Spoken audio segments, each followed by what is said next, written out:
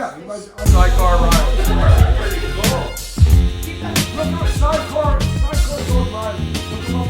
PizzaFellas Podcast right here. The hottest in the world. It's a PizzaFellas Podcast. Turn your speakers up, we better have a blast. Grab a drink, fill a glass. Light a cigar, come on, let's make it last. Pizza Talk with Sal and Joe, Oliver, Antonio. Pizza stories, they gon' tell us. Let's have some fun with the PizzaFellas. PizzaFellas Podcast right here. The hottest in the world. Because how do I tag him? I don't fucking know who he is. What do you mean? We figured it out. I've never seen him. Listen. What is that, a fucking bulldog? Listen, that fucking... What's going on, what the hell is it called? PizzaFellas Podcast. Sorry. Gotta compose myself here. What's going on? My hey, God. guys. We're in a great way to start this one off. All right. Hey, we're here again. PizzaFellas Podcast, episode 22. Episode 22, PizzaFellas Podcast. Follow us on all the social media outlets. YouTube, Spotify, follow us, subscribe. Remember, it's free. You don't have to pay for anything, even though we say subscribe. Just go on there, follow. We have all our new reels that are out lately. We have all the videos that just came out. Episode 20 just came out, which was hilarious. You've seen a bunch of different things with the Freddy Krueger nails of Dunkin' Donuts and stuff like that. Got great views. You know me, I'm Sal. Antonio. Joe Ruffino, Big Sexy in the house, Biagio Pizzeria, PizzaFellas Podcast. Joe Marino, Banko Beverage. Fran Volpe, Volpe Sports Bar. And you got Speezy Deezy right there. All right, guys. We got great guests here today. Joe Marino from Banko Beverage, Fran Volpe from Volpe Sports Bar in Emmaus, and his father's joint, Volpe Sports Bar in Allentown. We'll real quick get into our sponsorships. Well, let's do a shot before I do that. Oh, cheers. Cheers. True. Cheers. Salute. Salute. Salute. Salute. Salute. Oh, yeah. Wow. Oh, That was good. wow. I don't fucking know. We are drinking Bazal Mezcal. But I it's don't know delicious. what it is, but it's delicious. Yeah, right Wow. there. That was actually very That's good. dangerous. We have different definitions of delicious. Yeah. Like some people would be like, Yeah. Don't get it near the fucking flame. All right, so a couple of sponsorships here. Jeff Adams, Remax, New Jersey and Pennsylvania. You want to buy a house? Call up Jeff Adams. Good guy. He'll get you a mortgage, get you a house, get you whatever the fuck you want to get. Enter.net, our good man Juice, marketing, social media, websites, you name it, Juice does it, right? Our good friend Tony Nassar at TNY Construction. no job too big, no job too small.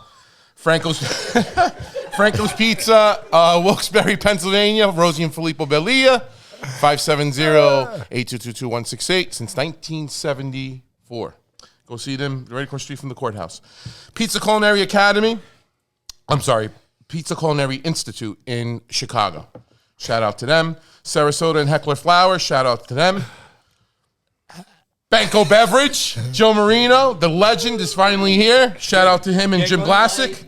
Salute. A local legend, Joe We have, Marino. For real. The Calypso In my own teas. mind. Calypso's. Big Joe's teas. Right. We got the 5 Hour Energy. And tonight's beer feature is Yuengling Yuengling Flight. Light.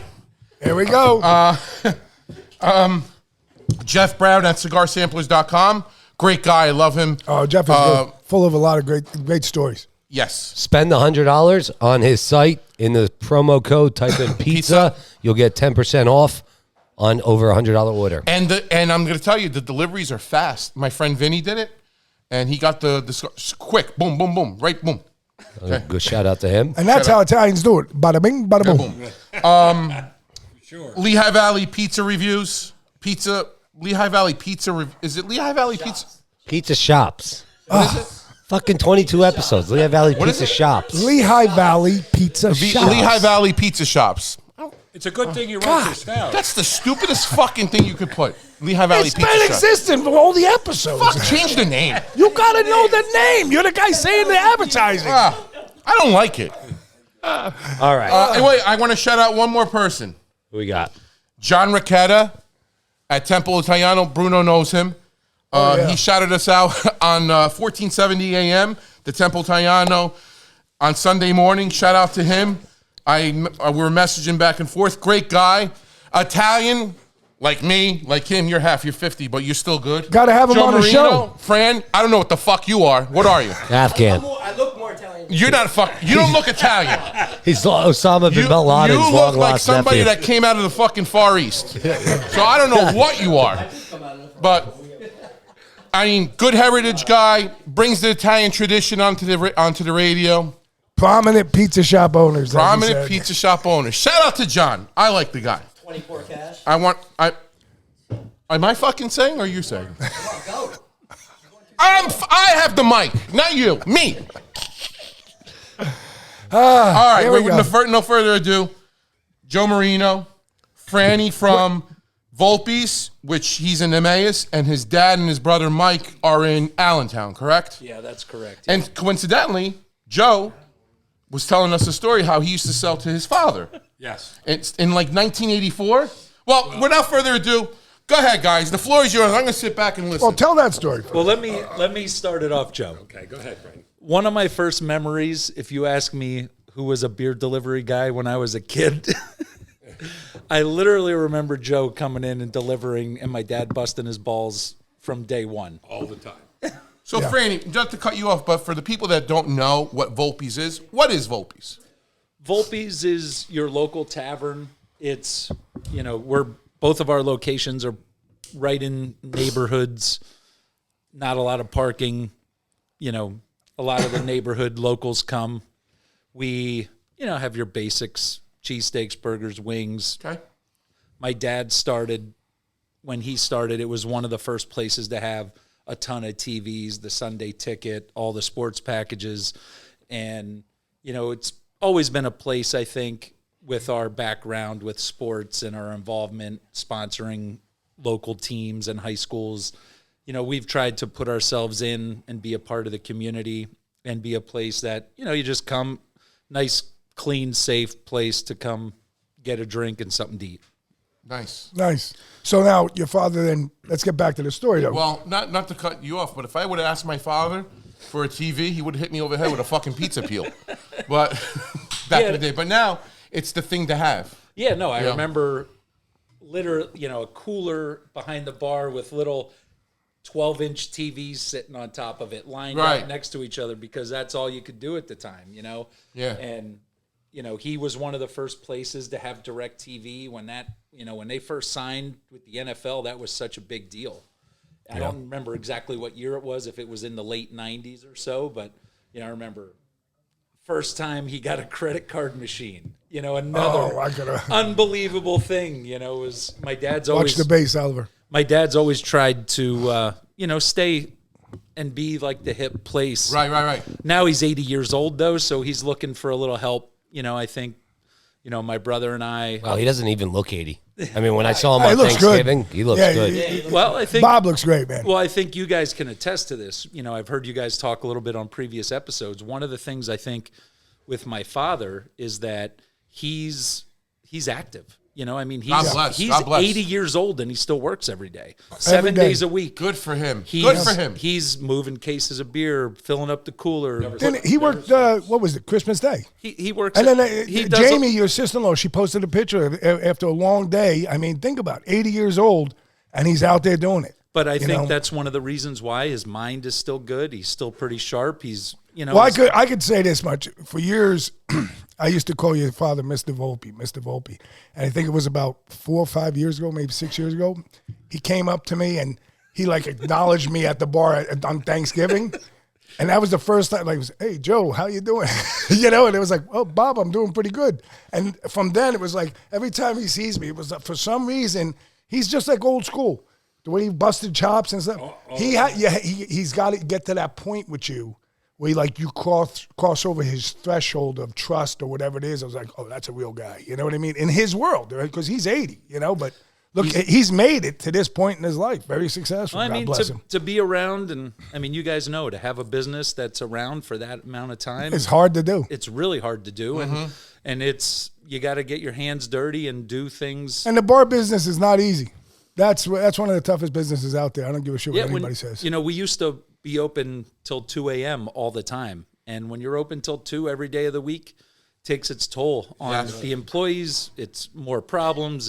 And I got to say, one of the cleanest establishments around. I mean, honest to God, your father, one of the cleanest establishments around. I mean, it's one of the things I think that we've He's on tried point. to do is even for a small local tavern that we've tried to do the simple things and be good at them. We're not. We've all been to those taverns, though. You know what I'm saying? Like, that's a big thing. So 1984, you said. Yeah. So my father my dad has been operating the bar in the location at 1926 Tillman since May of 84. Nice. And nice. before that, though, it's been in the family for many, many years before that. Let's hear this story, though, quick, and then we'll lead in. Well, I started at Banko in 1978. So I was on the truck. So I used to deliver. He said it was in the family. His uncle it was called the West Side Lounge. Okay. And so whatever happened, so his uncle Eno, he's not there anymore. 1984, I meet Bob Volpe, first time. I was like, okay, it's like meeting Elvis, you know what I mean? So, like, used to get like maybe 5-10 cases of beer. No, his father, no, not doing that. Get 200 cases of beer. I don't know why. Get 200 cases of beer. Where am I putting this, Bob?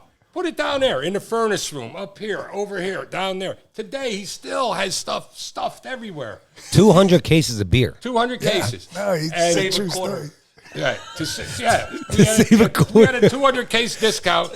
He get 200 cases. Yeah. And that's a true story. I swear to God. And then we used to have these 12 packs. We used to have deals on 12 packs. I don't know, you guys know if you remember Red Dog, Yeah, I remember. Ice House. Yeah. Ice House. Well, we Right, did so- it down at 19th Street because you did deliver to us after him. So we had a beer license. We bought Liberty Bell Beverage was a wholesaler. So we bought them. I think it was in the late 80s or whatever.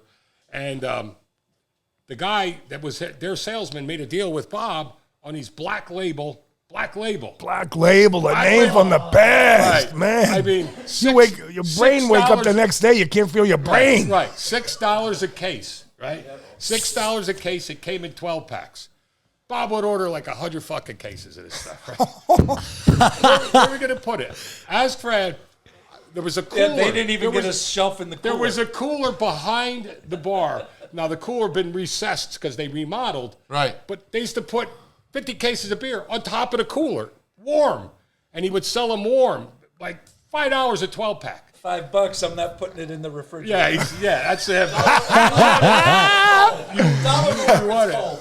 And then, I'm not wasting the electric.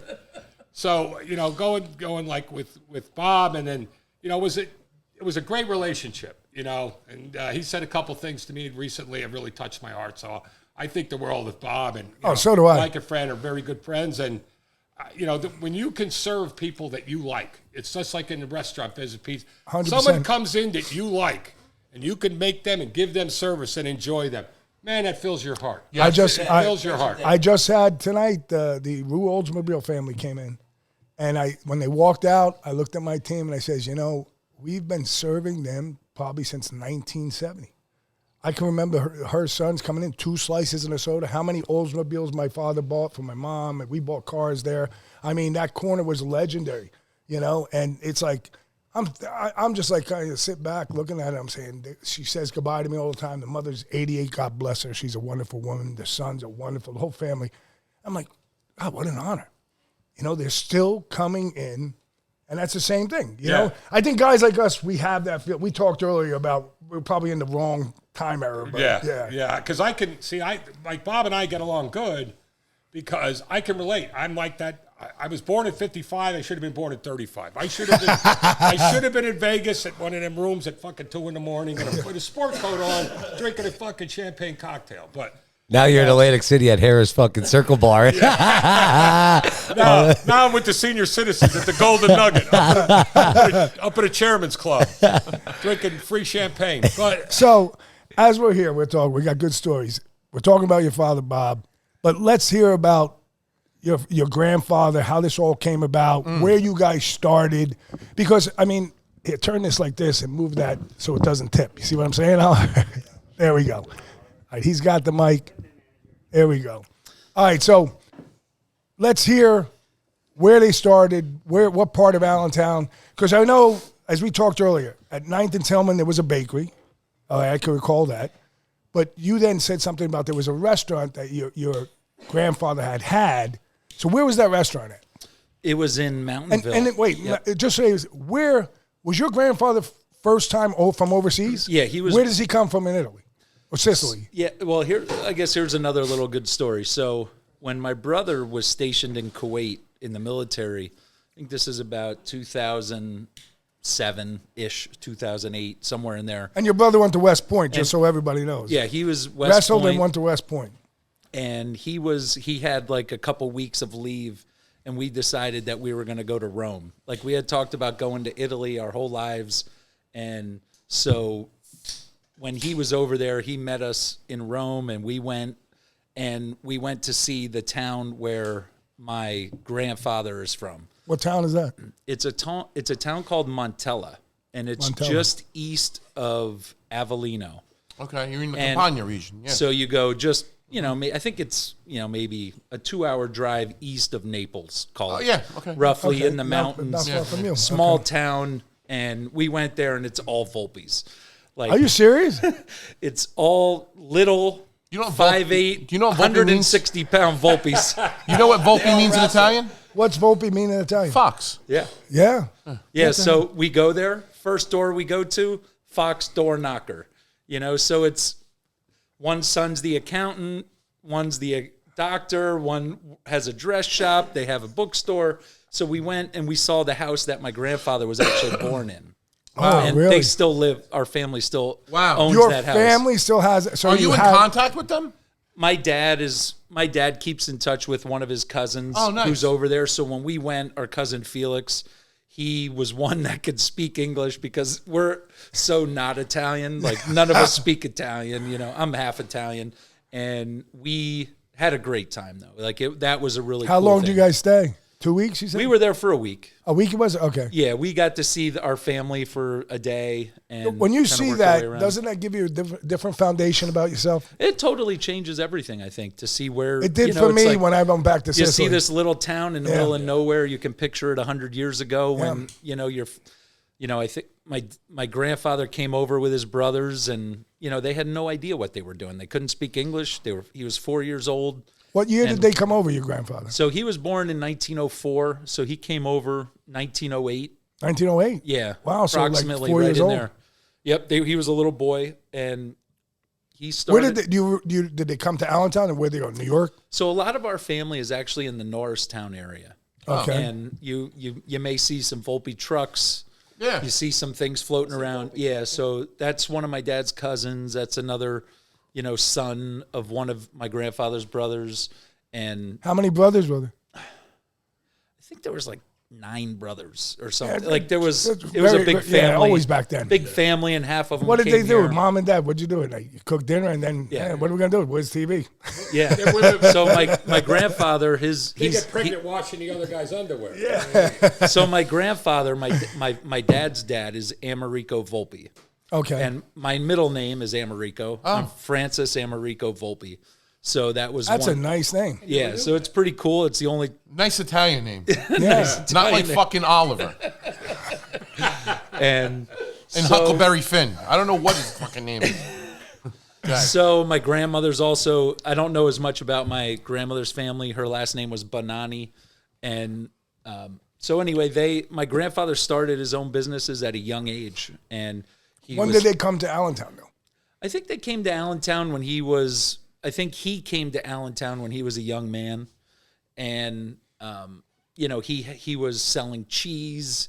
He was a tailor and repaired. I actually, this is pretty cool, with eBay and Google. Every like 6 months, I Google all of my grandparents, my dad, everybody's names, and I see if I can find stuff for sale.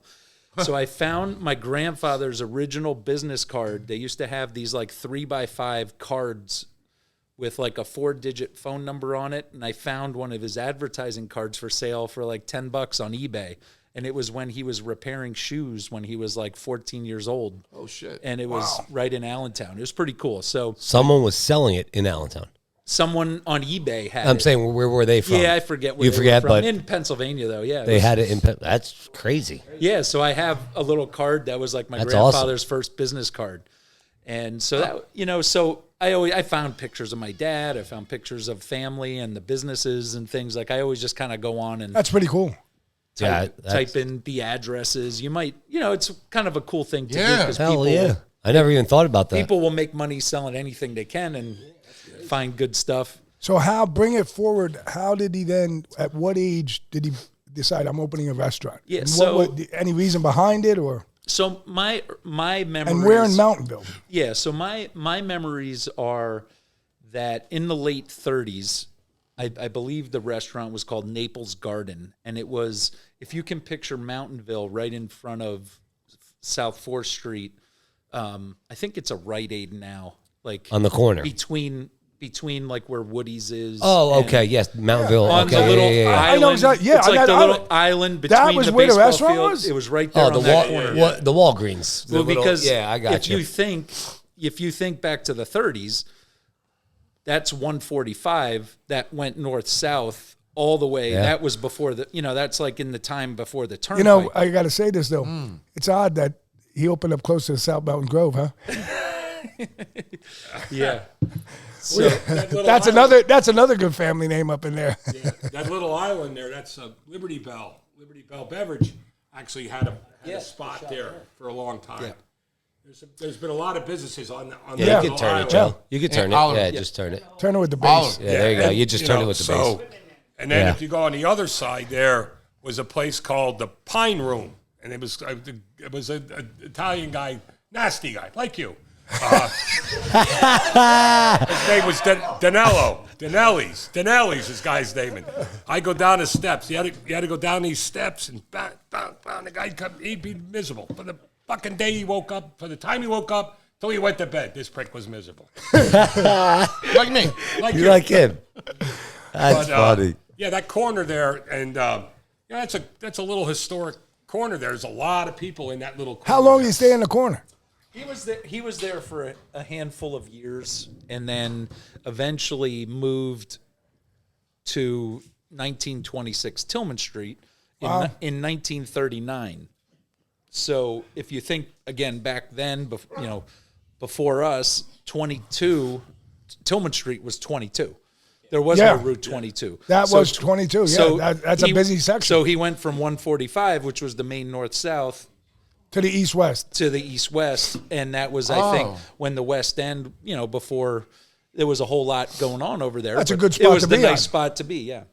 So now, 1926 Tillman, and then So he opens at 1926 Tillman, but at what point in time did the bakery open? Because there was a Volpe's Bakery, and how did that come about? so my This has to be an interesting story because just knowing how your dad is, I could only love to hear it. But let's not mention any names, just, stories. Yeah, so the way that I understand the story is my grandfather had Volpe's restaurant. So you can find we found some old ads and things online from the morning call. After Naples? Yes, and it was called Volpe's Restaurant. Up on Tillman 19th Street. and Tillman. Okay. And so for years, my grandfather was getting his rolls for the sandwiches, the hoagies, or Whatever the he things made. that they were doing back then. I guess it really wasn't hoagies, probably Right. in the 30s and 40s. And sometimes the rolls would be 6 inches, 8 inches, 9 inches. Right. And finally, my grandfather called the bakery and said, "Can you just? I don't care what size it is, but can you let me know what size roll I'm going to get so I know what I can tell the customers are going to get?" And they're like, "Hey, it is what it is. If you can do it any better, go do it on your own." And then in the mid 60s, that's when my grandfather opened up Volpe's Bakery. Wow. I think it was actually the late 60s on 9th and Tillman. Yeah. And then that was a very successful On 22 yet, still. yeah, and that was a very successful bakery for many years. They delivered And he invented a pizza that he sold to bars, and he gave them the oven, right? yeah, so here's another Think little about what a genius. Like, you got a bar, you need something, all you got to do is take it out of the refrigerator, wherever keeping it. Ingenious at the time. Yeah, so if you've ever seen the little pizza kits Yeah, that they bar sell pizza. at the grocery stores Yeah. with the shell, sauce, cheese. So what my grandfather did was he actually had ovens that he had a patent pending for. And as far as our understanding Electric ovens? Yeah, a little electric oven that fit a 12-inch pizza, and it was heated on the bottom and had a coil on top.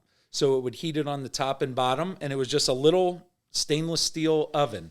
And he would give it to the local bars, the local restaurants, the local diners, because at that time, Pizza was hard to come by. Pizzas, nobody really knew what Yeah. a whole lot of pizza was. And Well, there wasn't a lot of hand-tossed pizzas in the area yeah, at the time. Yeah, so then he would give people the ovens or sell it to them for a cheap price, and then he would sell them the pizza shells, which he made at the bakery, and he made his own sauce and cheese, and he would sell them the kits, so then people could sell bars at the pizza. And then people were buying bread, and so he had two successful businesses simultaneoally running. Yeah, and he ran his restaurant. Imagine what the price was on those.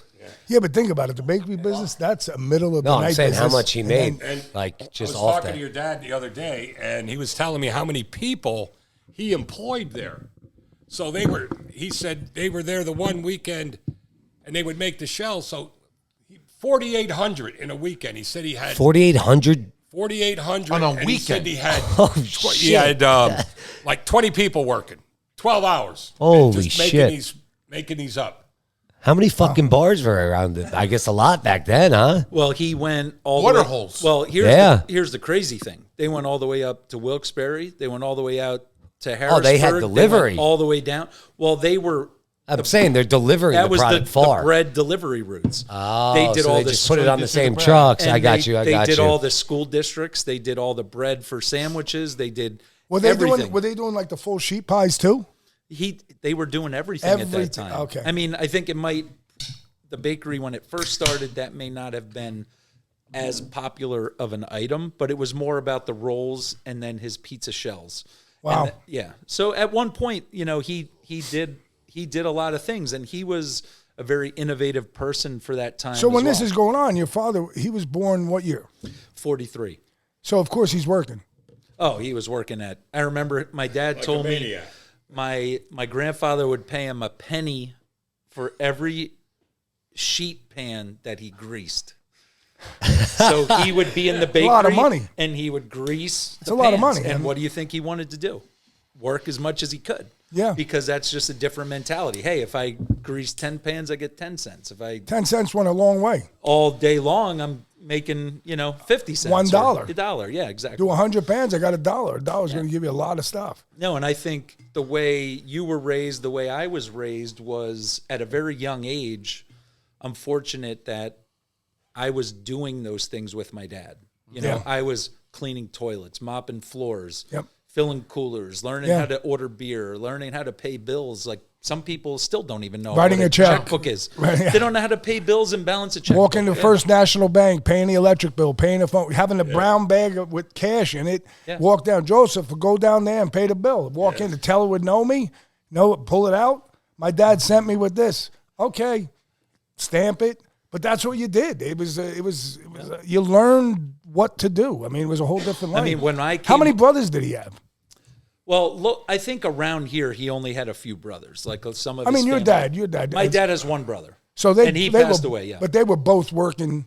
Any young sisters? age doing everything. Nope, just one brother. Man, so they took the And load the on. boys, yeah, they were working hard. They were taking the load on. So how long did this last with the restaurant and then with the bakery? So it was on and off. I think it was, my grandfather did these things and then had other people run them. Then he maybe sold it. Then he was a landlord. Then he, and I think, my dad ran the bakery for years. Then his brother ran what is now Volpe Sports Bar. He ran the West Side Lounge, as you mentioned.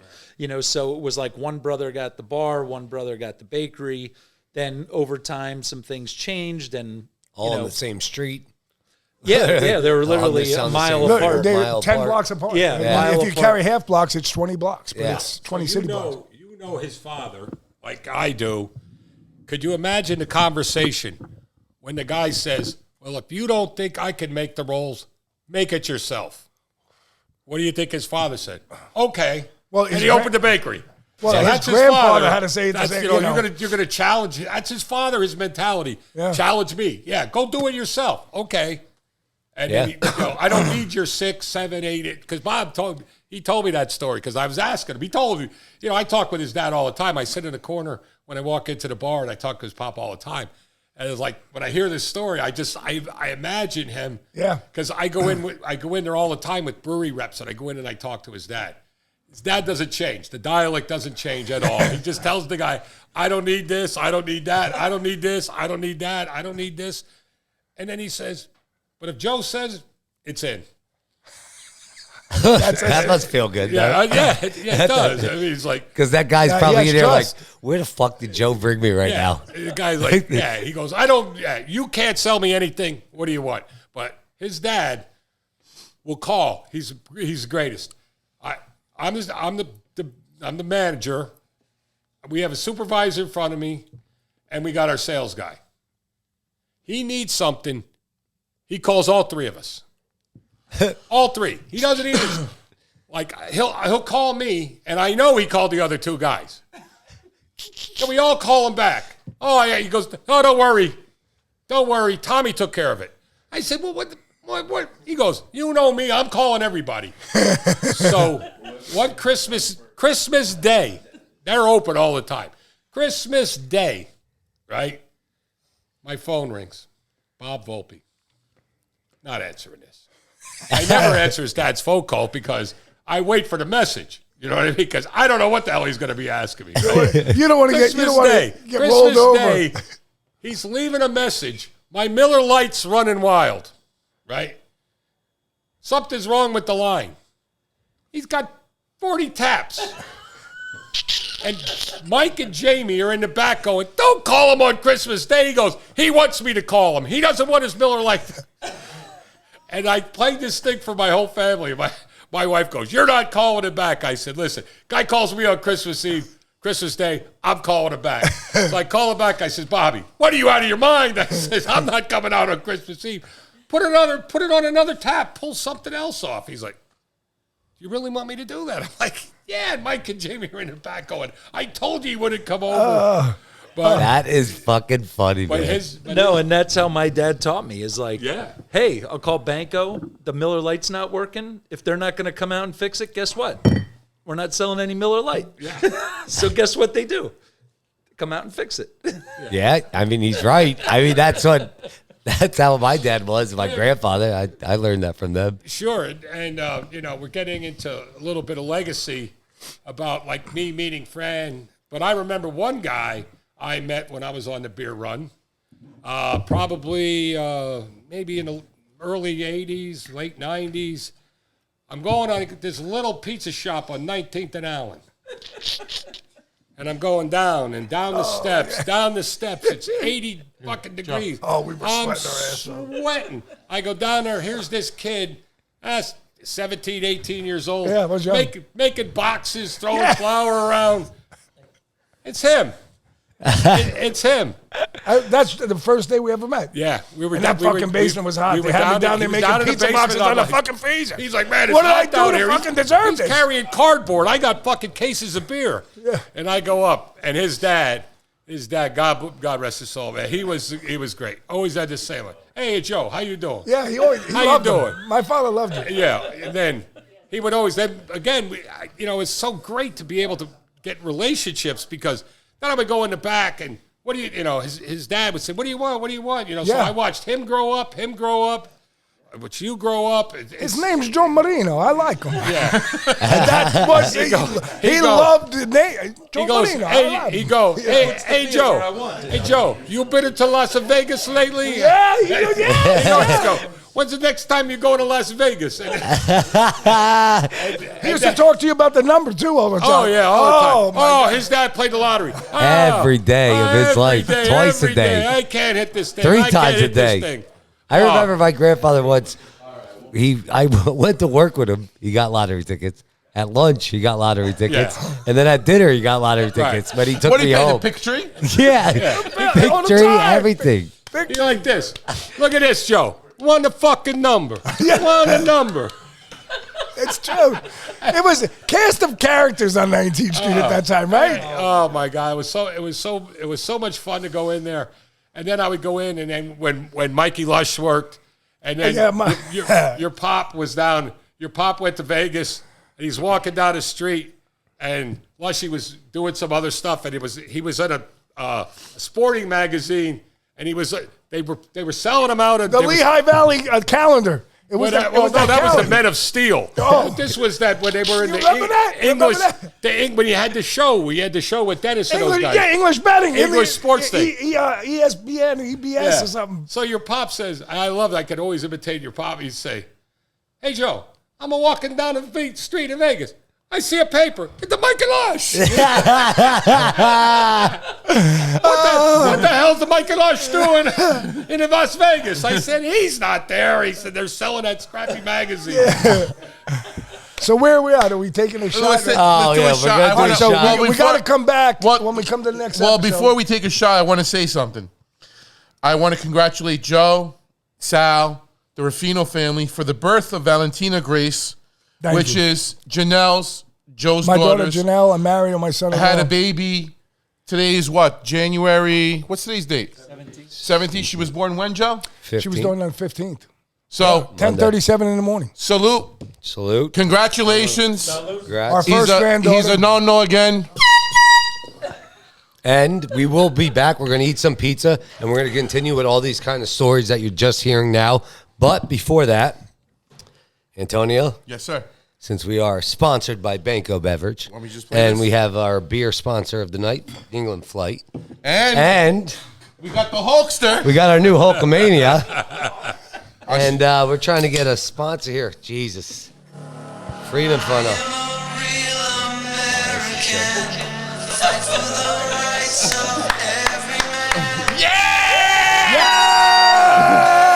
Here we go.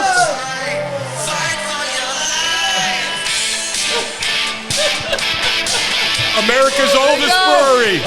America's oldest brewery. There you go. All right, guys. That's for America, and that's for Hulk Hogan. Let's go. I'll see you in a little bit. That was fucking great. Yeah. You're gonna like it. There's Trust me. freestyle rap on the Washington Post. All right, here we go. Dave's Pizza Reviews, we love the most, but you know who we hate? The fucking Washington Post! Barstool fans, you'll all agree, you can one bite these nuts, Tim and Emily! Yeah! Hey, give me some! I was fire. Go ahead. I'll leave that one go. Why'd you tell him? All right. Episode 22. We're back. PizzaFellas Podcast. Oh, we just had some fucking pizza. Yeah, we had some We ate great. like pigs. I mean, it was, Beautiful. Bruno Scipioni Bruno in the Scipioni, I don't house. know where he pulled Great this, job, Bruno. this pizza out of his hat, but it was fucking delicious. Spinach. Bruno, spinach. eggplant, Cooper, mozzarella, prosciutto, I didn't get that. and And a extra what? virgin olive Extra oil. virgin olive oil. My You didn't get that? God. Ashton will get you one right now. No, I don't Ashley! need one now. Yes, you At do. the break. Ashley. All right. Can I get one of a Calypso, please? Was At the break. All right, guys, real quick, I want to give a shout out to our La Familia. Remember, if you want to become part of the La Familia with the PizzaFellas Podcast, direct message us, okay? We'll tell you all the details. But listen, every episode, we're going to shout you out. You're going to be part of our family. Any tips, anything you need, we're here to help. So we have Bruno Scipioni, who's in the house tonight. As Bruno. always. We have Jay from Caddy Corner, okay, in Catasauqua, and his new Hands up. opening shop. And excuse me, shop. I said pizza, but it is pizza, but also a bar. Nazareth. Jay, my boy, I love you, and he's got some fresh gear right now too. I'll tell you, and a Those beautiful shop. I sweatshirts- went up to Here, see Jay, it. come on in quick. Show him that back of that sweatshirt. I gotta say, guys, Caddy Corner in Catasauqua. come over here. Over here next to Hulk Hogan. Yeah, next to Hulk Hogan. Nice, Never nice. know. Look at that. You got the medal on right there. Great Nice. colors, Jay. Good job. Good job. I love it.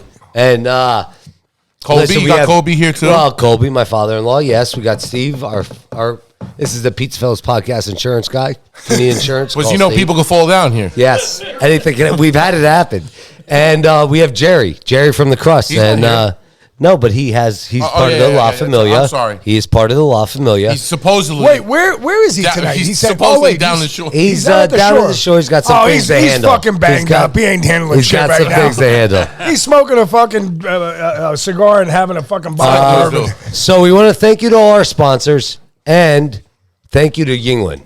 Joe Yuengling Flight. Yuengling Flight, Our Joe future Marino. beer. Everyone, cheers. We have our shots. Cheers. Salute. Here it Cheers. Cheers. Salute.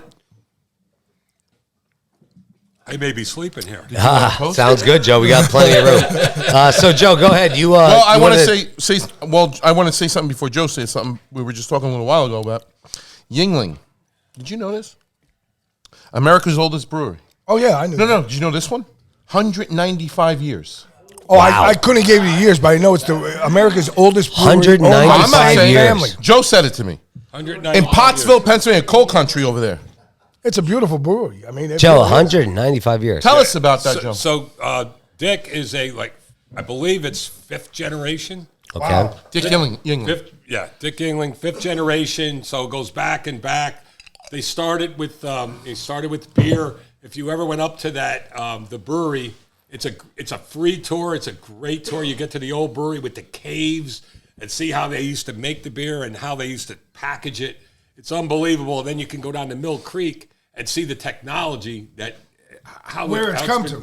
Yeah. And I don't know if you've ever seen, like, if you go around Yuengling ice cream. They used to have Yuengling ice cream. Yes. So back when Prohibition hit, everybody had to shut down. So everybody had to try to make soda, whatever. They made ice cream and some soft drinks and stuff. Okay. But that was before Dick. And then the brewery was struggling a little bit. So Dick came in, 5th generation, and he turned the whole. What was their first beer? Lager? No, they had Yuengling. I'm like sorry, Chris- Joe, not to interrupt you. Are you fucking texting? But it's going through my ear. No, Could you stop? he's looking Yuengling.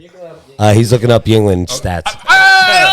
This guy's here. I went there. They're virtually Oh, now he gets into the bankrupt, fucking conversation. And now he's worth $5 billion. Now He's worth $5 billion? $5 billion. He was bankrupt about 20 years ago. Now he's worth $5 billion. Holy shit! Wow. Oliver Wikipedia. So their beers that they started with were premium. You know, the premium and premium light, which you get now, this is not there. It's their sort of like economy brands, Right. You know, and then Chesterfield? and Chesterfield and Porter. They're the like. Oh yeah, Chesterfield. You know who brought Chesterfield over the other day? Dave Snyder. The I Heritage. said, "What the fuck is Chesterfield?" He goes, "You never had Chesterfield?" I was like, "Sorry, Steins, I never had Chesterfield before." Okay, so you drink a Chesterfield. Is that still out? Yeah. Oh yeah, I just had it's it. out. We just had it the other night. Yeah, go drink a Chesterfield and then go drink a Sierra Nevada. Tell me which one you like better. You'll like the Chesterfield better. You're right And about it's that. probably about $10 a case cheaper. More than that. Yeah. Way Is more. that Way right? more than that. Yeah. So, you know, that was the brand, and I remember working when I was in the warehouse in 1986, and we bought the brand from Liberty Bell, and I had a little sit down with Dick for our 90th, and he remembers, and he said to Frank Banko, he goes, "I hope that when you buy our brands, that you're gonna promote them." And our owner at the time, Frank Banko, he said, "I don't buy things to sit on." And he's okay. So we grew that brewery to like 700,000 cases just from Banko Beverage. No shit. Oh my God. And Now Frank Banko at this time, can you tell me a little history on him, quick? I know it's Frank's not going to be another quick. one. He passed away, but I mean, I know, but you so it was a worked for him, generation. you know. I worked for him. He's the guy that hired me in 1978, and Italian guy? No. The Windock. They don't have no country. They only got a flag. They don't have any country. I got you. He's dead, so he can't hurt me. Or maybe he can. I don't know. But so now I work for his daughter. Okay. She's the owner. But so I had a little mishap. So I was a driver, but at that time I was in the warehouse, and we brought all the beer over from Liberty Bell. We put like two rows of Yuengling. We had Yuengling premium quarts and some bottles, returnable bottles, 16 ounce. It was like nothing. And all of a sudden, he comes up with this beer, lager. Yeah. It's just lager. it's an amber beer. Unbelievable. Just turn that whole corporation. It's a company. It's a family-owned thing. It's Dick and his daughters. They're all involved. Dick's there. He's on a forklift. He's got a flannel shirt. I don't know. He's one of them guys. You put a suit on him, he'd be all itchy. Yeah, I got you. So he's just. So did you ever have it straight out of the tap when it first came out? Yeah. And tell me how it was good beer when it first came out. We were selling. No, I'm talking about those straight out of the tap at the brewery. So when you go to the brewery, as the cans go through, you get brewed and they go in, and then they go from after they get canned, they pasteurize it. Yep. Okay. Yeah. Well, you could grab the guy. I remember we were there, and the guy was on the line, and he grabbed a couple cans of beer as I'm speeding by, going 100 miles an hour. He grabbed 3 cans. He goes, "Here, unpasteurized, just 10 seconds from like." Holy shit! And you just can't imagine. You can't imagine. Listen, the beer from the brewery is fucking delicious. Well, and ever since that day, Joe likes it in the can. Yeah, exactly. Exactly. You love that. You love that line. For 20 years, I remember. It's just, again, beer when it's fresh, and that's why when you're getting a beer in the Lehigh Valley and you're getting a Yuengling, you're getting beer that was made 20 days ago, 10 days ago. You might get it from other breweries. Yeah. They have the code dates on them, but the fresher the beer, the fresher better. beer, yeah.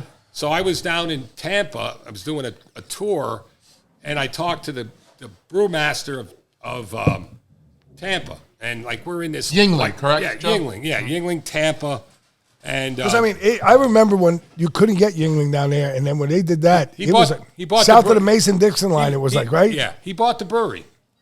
So he went down. His daughters bought him a Christmas gift. They bought him a thing to go to spring training, right? So he goes down. He's got the Phillies uniform on. He comes back. He goes through the whole thing. Comes back. He tells the daughter, "Well, I bought a brewery. I bought the old. It was right down there by old Busch Gardens there. Yeah. And so now he buys this brewery, and now he opens up the state of Florida. And again, he's up against Bud. He's up against this. But you know what? His beer stood the test down there, and he's very successful. They're putting a hotel, convention center down there. He's big at University of South Florida. Oh yeah. Yeah, they have great sponsorships there. Listen, when I went to school in Boston, and I went there 2007 to 2012, 2011, and I used to say to guys, "Do you have a lager?" He said, "What the fuck's a lager?" Yeah. And that was 20, you know what I mean? It's not far, 15 some years ago. 10 years ago. Yeah, 20. Yeah, 10 years ago. You know what I mean? 12 years ago. They used to fight. I had no idea what lager was. Yeah, no idea. There used to be because it was Sam Adams, Boston lager. Yeah. They didn't know what Yuengling lager was. So Yuengling sold in what parts of the country right now? Right now they have, I believe, I don't want to be the spokesman for them and get something wrong, but I believe it's 27 states. Under Yuengling Brewery. So when I was there, I remember being there when they just opened up Ohio.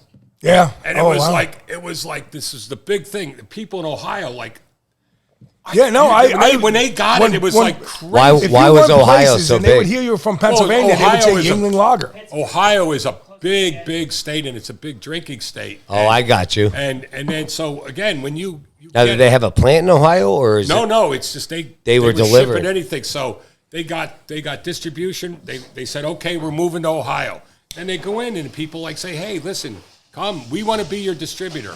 They want to be the Banko of Ohio. Oh, okay. You know what I mean? So it was a big, there was a lot of people there bidding for that. And then they moved into Indiana, then into West Virginia. So once you just go.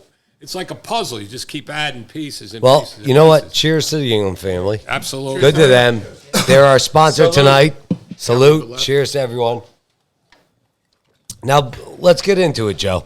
I mean, we heard about Fran. You guys meet. You're working now for Banko. What year did you start again for our audience? 1978. And now you're just delivering beer to all these guys. 1978. The stories have to be the craziest stories alive. I could tell many, but many I can't. Well, the ones you can. The ones you can. I mean, it's just so many that try to pick out. But I mean, anything involving Fran, my grandfather, my father. Well, I mean, I think we've kind of hit on that, but I just think the relationships that I've made over the years of, 40, 45, 46 years, having, I was 22 years old. I walked through the back and they said, okay, go over there and start sorting bottles out of cases. You'd open up the case and some had white bottles in it, some had brown bottles in it. And I'm like, and you were getting it wrong? Yeah, right. Yeah. I couldn't tell white from black. I'm colorblind. You know what I mean? So, well, that's a good thing nowadays. Ask my dad. What his thoughts are on that. He'll be like, so yeah. We'll be here for another hour and a half. I was like, oh man, I don't like this, man. I'm out in the rain. I'm out in the snow. So one day they said, okay, listen, grab a truck, go here, go there. Didn't know where I was going. Didn't know, but just the relationships that I've created over the years, especially the West End of Allentown. I delivered to the West End of Allentown, met, Joe DiGiacomo, Skip Germano, Joe Corgrado. Now, at the time, 19th, good Italian people. Though you had a pizza shop, you had a bar. How many bars? Is there a lot of like nowadays? There's probably 20 bars in that area. Back then, was there that many bars? 50. Really? Oh, I could tell you.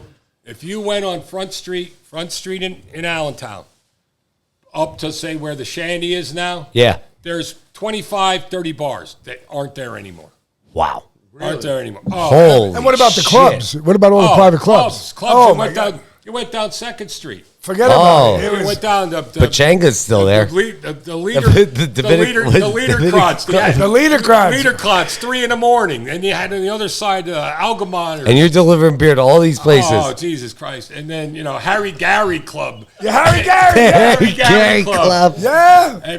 But a lot of these places, like when 2 o'clock came, the door shut. Yeah. Really? And you stayed. You understand? Like, you wanted to be a member of a club. Jay, you probably... We all were. Yeah. I mean, you would go to these clubs, and 5 a.m. came before you knew it. It was like Bronxdale. Now you can't leave. Now you can't leave. It's the fucking truth. Like, that's what we did back in the day. We used to go to, we would be at the main gate. We'd be there at the beer garden. Look at your watch. Okay. 1:30, let's go. Get on your horse. You got to get down to the leader cross. Before it shuts, because once they lock the door, you ain't getting in. Yeah, so it's like, at 1 o'clock, they open the doors. It's $10 to get in. I don't care. I just want to drink till the sun comes up. Yeah. You know what I mean? And that was the way you did it around the Lehigh Valley back then. You could party all fucking And night. now if you think about it, I'm thinking 20 bars is a lot. Oh. And you guys had all And now, wait, a good bar now is 11 p.m. Oh, a good bar. A good bar, yeah. You're right. We're staying late out tonight, honey. 11. Yeah. Yeah. Oh, we're going home. We can watch on the Black and White channel, the Ralph Camden. We can watch the Honeymooners. Yeah. Yeah. Lucille Ball's coming on. Let's get to remember the Mount Airy on Front Street. Mount Airy. Joey Tat's joint. Okay. Yeah, you'd be there forever. Then you write down that other club that's they're gone because they're all gone. Yeah, because those clubs lived on volunteers. Jay, you know that those clubs lived on volunteers. Yeah, and they just don't. They don't have it anymore. Remember St. John's Club? He's a bar owner in Caddy. Remember St. John's Club at the church? Absolutely. Fucking that little place, man. Absolutely. What went on in there? But you could start at Front Street in Caddy and go from where the American Hotel was and go straight down the block. There was 15 bars. There used to be a bar in every corner. Oh, my God. Yeah. Oh yeah. The Little Brown Jug. The Little Brown Jug. The Varsity. Back in the Varsity. Oh, then it was, my God. Mercs. And then, the Mercs. And then you got all the way down, and there was some in the middle there, but you got all the way down to Dimbakovich. Dimbakovich was the pizza guy. He had pizzas there. You can get pizza to cheesesteak, Dimbakovich's hotel, all the way down on Front Street by the Horseshoe, McCarty's, Merck's. It was unbelievable. Jesus Christ. And so with all these fucking places, how many fucking deliveries would you do a week? We had, you could go. They were really close to each other. So you could do 20 stops in Allentown in a day. It's like, it's not a big problem. Yeah. You know what I mean? There was 6th Street. You go Shelley's and then Gordon's and then what was it, Cousins, that was a Reppin' and it was Cousins, and all these joints, Andy's, every place, you just throw up a neon, you're a bar, you know what I mean? Yeah. And now you drive around trying in the city of Allentown, trying to find, that's why the success of Volpe's, you know, they're open. It's amazing. They're open Yeah. because they're open and there's a place to park. And they were open in those times. So, real Yeah. quick, I got a question. What the fuck was, I drive by it every day. We all do if you drive on Tillman Street. That Red Barn bar, the Red Bull bar right there. The on Red Barn. The Red Barn. The Red Barn. Barn. Still there. Yes, but what is that? It's a bar. I always wanted to go in there. Oh, and I'm well. like, Again, it's gone through some changes. So when I started, like I'm saying in the beginning though, like when in you the were, beginning, it was that was they had a little lunch. They had a little luncheonette. It was a working man's bar. It was a Center City bar. Working men come in, get a beer, get After a their shot, shift. get a beer, get a shot, have some food. You go there. Bobby Bear was the guy who owned it. He's owned it from, I don't know if who owned it before that, but Bobby Bear until the guys more recent, those guys bought it. Bobby got out, and but Bobby would be there behind the bar. And Wait, you said Bobby Bear. Remember what's his name? They had the bar where it was Mario's Pizza behind Yako's. What the hell? Oh, the two brothers. The two brothers. They were Lupo. They were the best. Oh yeah. They drank all Man, do I know the Lupos? Well, do we Jesus know? mighty. Those motherfuckers. Yeah. No, God rest their soul. God was that rest the his- Lupo's Bar and Grill or something? Yeah. Well, But yeah, they were in the that was the corner. old Mario's Pizza and Yeah. Lupo's. Yeah, They Lupo's. were on Club Avenue in this corner at first. They had the place too down in the ward too, on the corner at one Well, point. they had, again, one of those other things. You go right on that street, it was Wassels. Wassels was on the corner. You go up to the right, on the left, St. Nick's Club. No, not St. Nick's. I can't think of it. And then you went up. The Polish Club. It was some club, but I can't think of it right now. Then you went over up the street, which is the beer distributor now. That place was called Barone's. Barone's. That was Barone's. You used to go down the steps. You go Wait, down a half they a were block. related to Ralph Barone, I think. All right. You go down a half a block. Make a left. You're at the St. Nick's Club. You turn right. You go to Harry Gary. You turn left. You go here. You know, it was like there was a bar everywhere. Everywhere. Joey. And now the Sportsman's, the only place down there that's like a bar, I think now is the Sportsman's Cafe. Sorry, real Still quick. there? Yeah, it's still there. Sorry, Joe. My son Joey. Just Hi, woke Joey. up. Say hi, Joe. Say hi to Joe. Hi, Joey. I love you. So we used to go to, there was a place across the street from the Sportsman's. I think it's a hardware store now. And across the street was a liquor store. And this place was called La Manzana de Oro. Yeah, La Manzana de Oro, yeah. Right? We used to have to walk past there to go to Bucky Boyle. You'd walk past with your helmet and stuff. Oh, yeah. And we walked down there. Yeah, And the crew cast of Central. characters That was outside all. there. That's our was. crew. so I Bucky was- Boyle's where we're from. So I was there, and Downtown A's. this guy used to buy, hundreds of cases of beer. Down the steps, in the back, down the thing. 100 cases. I don't know. It was a couple $1,000. Nobody wrote a check back then. Yeah, we pay cash. The guy'd come over. I'd give him the thing. He'd come over. Pay cash. That's what you He'd did. hand me Cash. He'd hand me a bag of cash, right?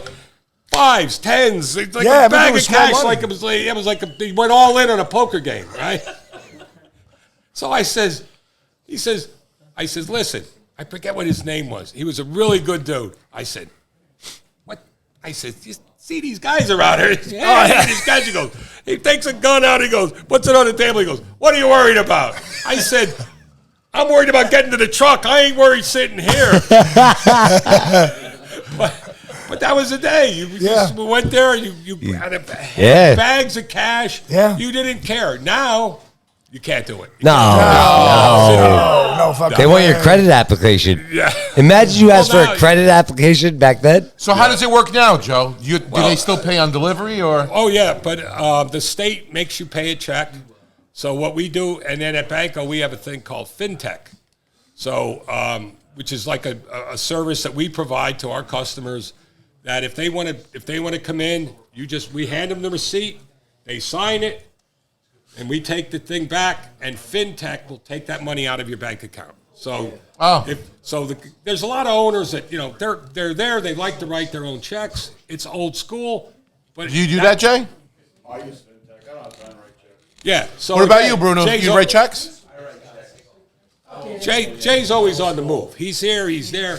So Jay says, listen, it comes out of his checking account. It's good. He gets a kickback on his thing. It's beautiful because now he's not tied down to it. And again, we can make a nice, smooth delivery. Jay's a great customer of ours as well. Very good. As all these guys. I got one more quick question. I got to ask you. You and Mike, Fran's brother, are good friends. Very good friends. Very good friends. I mean, you guys go on trips together. I see on Facebook, you guys Dolphins, Jets, this, that. Yeah. I mean, you guys, that's a good relationship. And Mike, again, thank you for your service. Thank you to all that we support Most the Blue. definitely.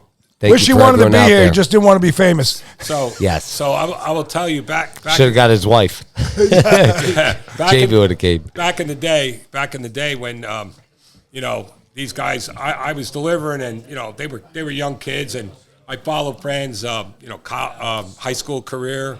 I was always proud to have that relationship with Bob and the boys, and they were great wrestlers. But I really didn't know them that well. And then when they came back, they got out of high school, and their friends became old enough to drink.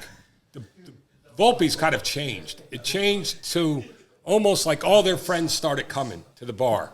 So they used to have like bomber nights and all kinds of different things. And the bar was like, it was really developed into like a really young sports crowd, And again, those guys got older. They don't come in. They don't drink as much as they used to. They don't all come in.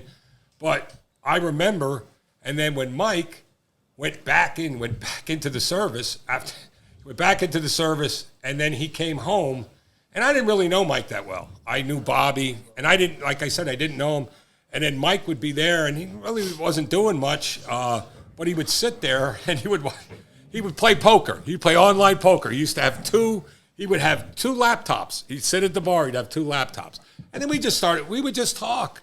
And again, I didn't know him, and then these guys are younger than me. I'm closer in age to their dad than I am to them. But we just developed a really great relationship, and I consider Mike almost like, as close as a brother to me. Wow. And it was funny, and then we just got along, and There's nothing wrong with that. I mean, Joe, I'm how many years younger than you? I know you from my family, my grandfather and my dad, and I look at you as a friend. I look at your sons as a friend. When they deliver our beer, or not beer, but our Calypso and our Big Joe Seeds, your son comes in, ask him if he needs a slice, if he needs a drink. If you want anything, take it, go ahead. But I treat your family just like our family. You know what I mean? It would not be any different. So we'll go full circle, and my son now delivers to Volpe's. And to Biagio's. And Biagio. And Biagio's. And think about that. Yeah. To That's Biagio's. wild. Yeah. And Really wild. I was like, he's like the other day, he's like, I drive by and I'm looking at him. He's leaving work and I'm coming into work, and he's in that truck and the snow's coming down, and I'm like, oh, brother. I said, God bless you, brother. I don't want to be standing on the ice like you are right now. And he says, I love this job. And I'm like, yeah, okay, good. Well, guys, we're going to take a quick break. Then we're going to finish up with a segment. We're going to finish up with some stories, some topics, just talk a little more, give out our sponsors, all that other stuff. Cheers, salute. Episode 22, PizzaFellas Podcast. We'll be back. You gotta fucking go, bro. Enough. Yeah. You want some? Put your headphones on. Hey, asshole. you want them or no? Just pound it. Who gives a fuck? No, there's like a little bit left. Yeah, pass See if it they around. All right, guys, back here for the PizzaFellas Podcast, episode 22. We are back here. And the room got bigger. The room got bigger. We got a lot of guests here tonight, which is, if you hear the extracurricular activity going on, don't worry about it. It happens all the time here at the PizzaFellas Podcast. Remember, follow us on all these social media platforms, YouTube, Spotify, subscribe, follow, hit that button, okay? Like our reels. We have some great reels going out right now. Shout out to our sponsors, all our sponsors. Thank you very much. La Familia, that's always here when they can be, which is literally 95% of the time, unless something happens. That pizza, Bruno. But Bruno, that pizza was fucking good with the Cooper cheese, and I gave you that idea. Plug it up, throw it out there.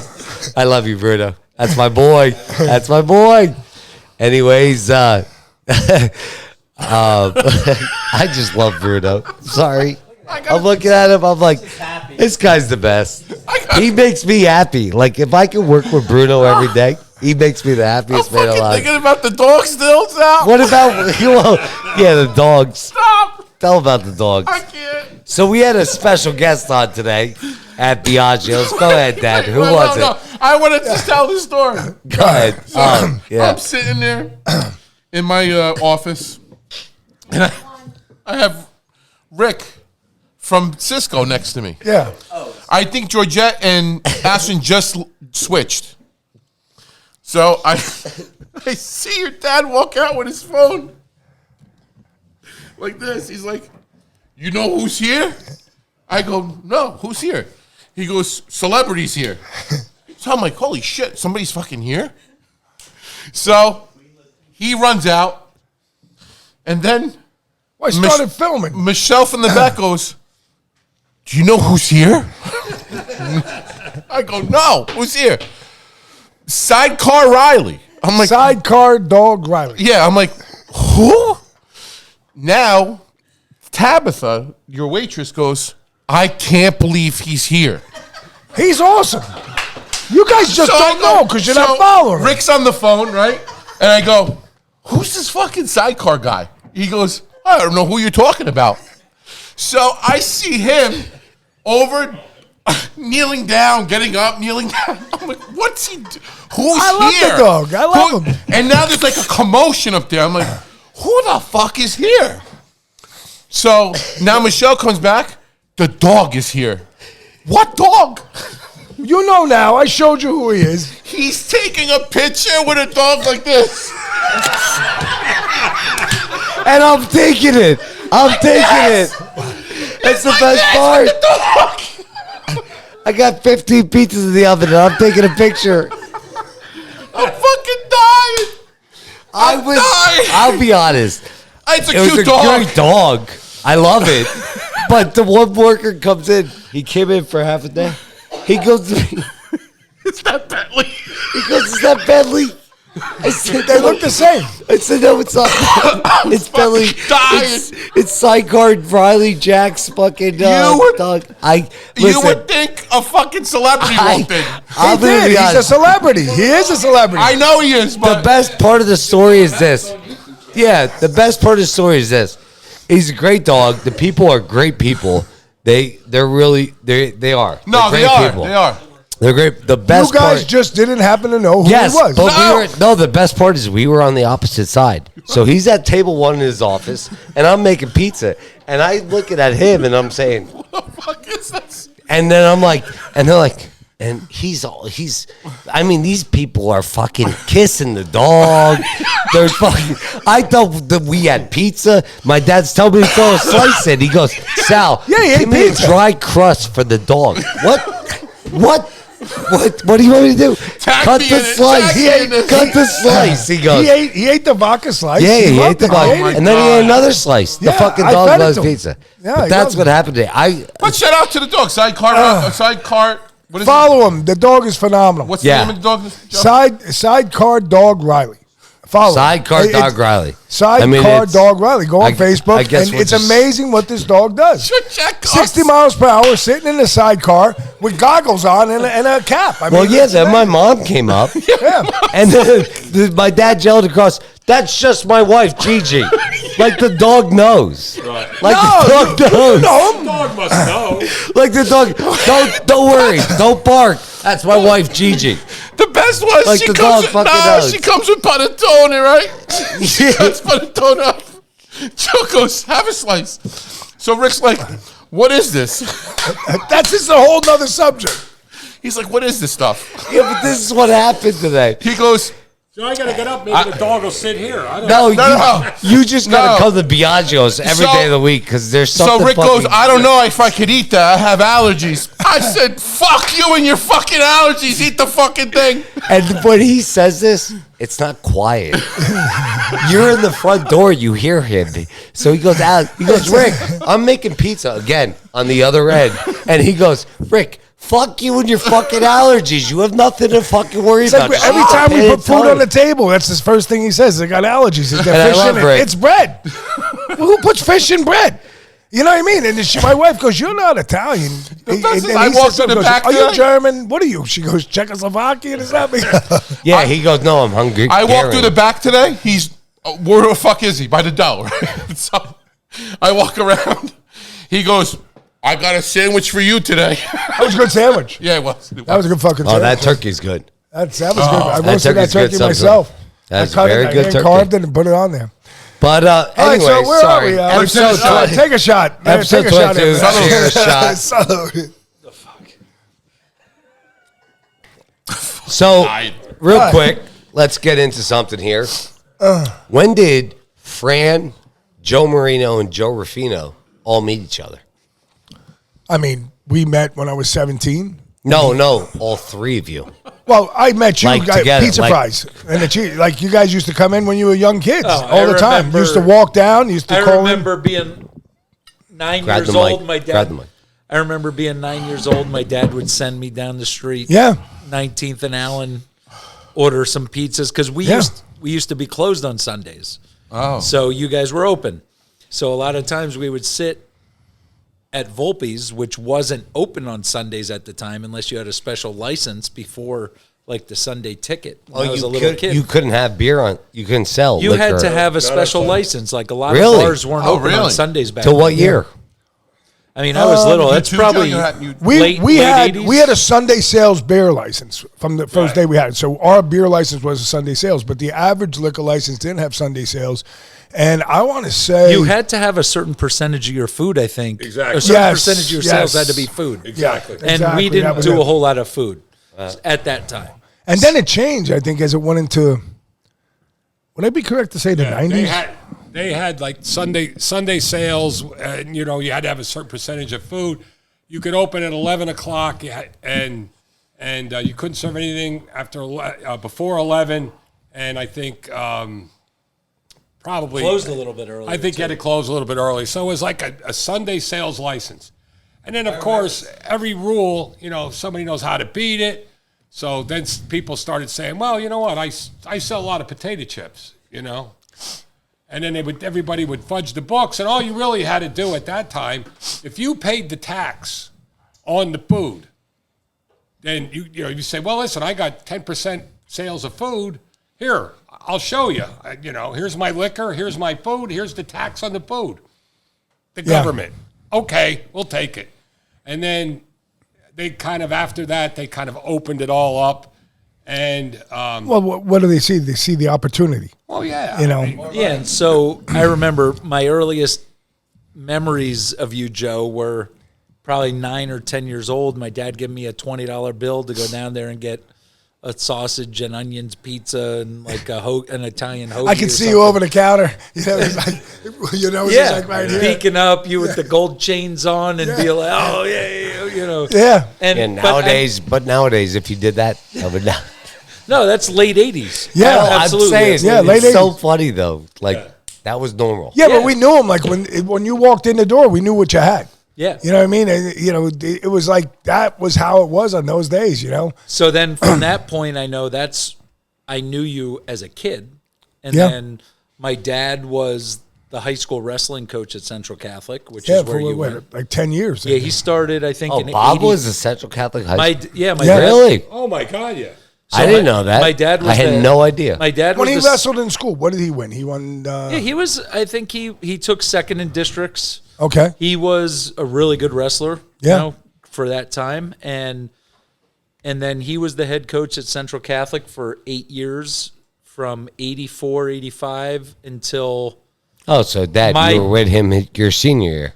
once you and Mike, I guess, went through, then Yeah, so he started a year before my brother went in high school, and then my brother graduated in 90. I was 95. right, So my dad was the head coach until I was a sophomore. part of the state championship football team at Central. Right, yeah. Yes, You had you that- are. you had that- 90. very You had that big, you had that big run. Yeah, Give me a that horn. big run. Give me a horn for that one.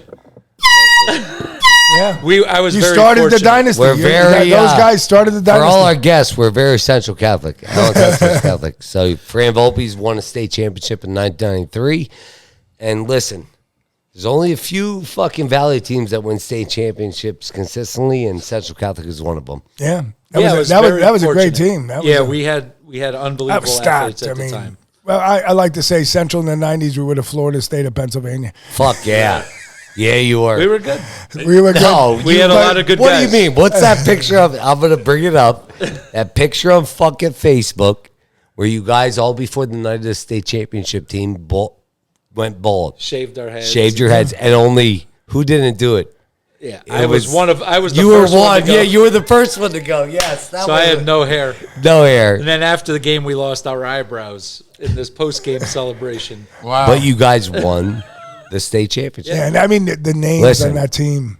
I mean, Legendary. The history. Legendary. They took down a dynasty, really. Yeah, we did. When they won. Took down a dynasty. I mean, you guys were just champions.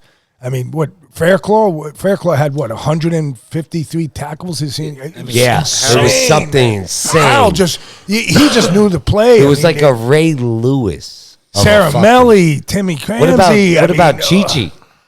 Well, that's Yeah, he was a little he after was us. after them. But I'm just saying, in general, Yeah, You know, there were unbelievable athletes. 93, 98, 93, 98, those teams are fucking phenomenal. Coach Morgan's Okay, flip, man. I coached at Central for 8 years. I played there for 4 years. You know me. I'm telling you right now, there's no athletes in the world that I've seen and coached that were as good as some of the athletes on the 93, 98 team. Those teams were the Miami, the Lehigh Valley. Oh yeah, They without were- a doubt, man. I mean, like you guys, when you look at that highlight film, you know what? My The stuff we God, did, the like shit over they top did. of people, just I'm running telling fucking you, people over, like, man. if you're a football fan, guys, I'm telling you right now. Like, That- you that saw highlight shit film. about Ray Lewis, nah. You would watch a highlight film. For high school and kids? there was a hit after Men. a hit after a hit. Yeah. And it was clean, perfect.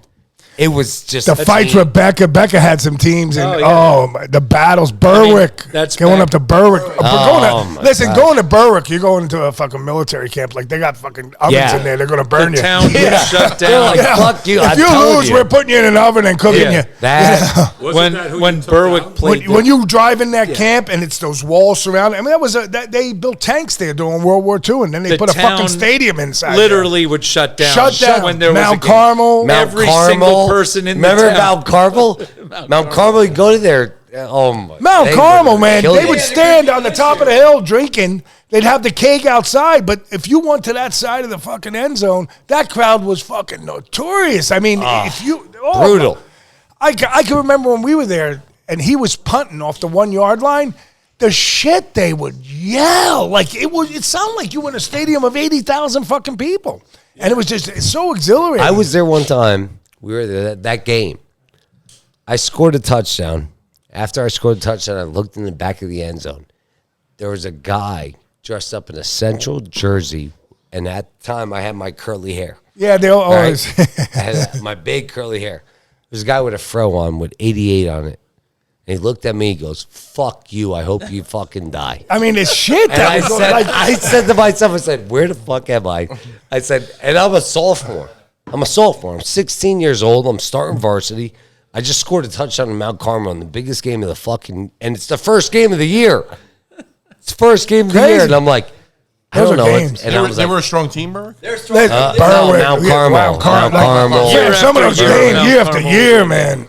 I mean, my junior year when we won states, we beat Mount Carmel for the district championship, and you know, Brett Veach, who's now the GM of the Kansas City Chiefs, has built this Yes. Think about dynasty that. there. Yes, he was a running back there. His Sean. brother was there. Sean comes in all the time. Sean, Yeah, Sean- played yeah, Sean. for Mount Carmel?